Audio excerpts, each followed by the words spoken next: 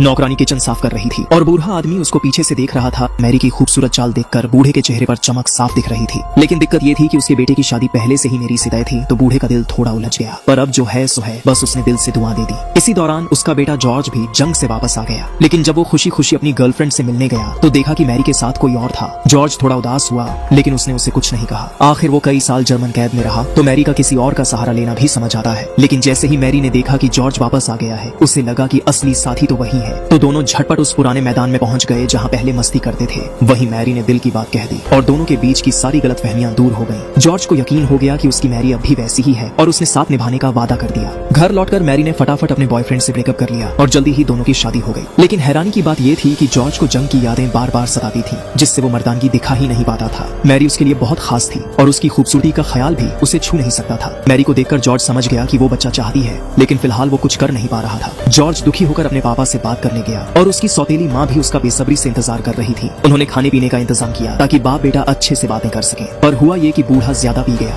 और जल्दी ही सो गया। जब देखा कि जॉर्ज अब भी परेशान है, तो सौतेली माँ उसे प्यार से उसके कमरे में ले गई। उसे पूरा भरोसा था कि जॉर्ज के साथ सब ठीक रहेगा। जैसा सोचा था, सौतेली माँ की समझाइश से जॉर्ज का कॉन्फिडेंस वापस आ गया। पति पत्नी ने फिर से अपनी खुशियां पाली और जल्दी ही उनके घर नन्हा मेहमान आ गया। नया मेंबर आते ही घर का माहौल एकदम प्यारा और खुशहाल हो गया। इससे जॉर्ज का सारा डिप्रेशन दूर हो गया। सब कुछ बहुत अच्छा लगने लगा और आगे की जिंदगी भी उम्मीद से भर गई।